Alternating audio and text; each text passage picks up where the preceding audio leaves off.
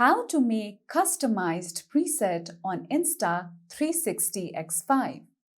So first of all, you can simply scroll down to your control panel, swipe towards the left. Then you can see preset option. You can tap on it, and from here you can see various presets available. You can tap on plus button. From here, you can either choose on Customize or choose on any of the presets. I'm going to choose on Diving. From here, you can simply tap on Edit. Now from here, you can see various settings you can customize accordingly. Now again, let's go back. On your device, you can see a Q button below the power button.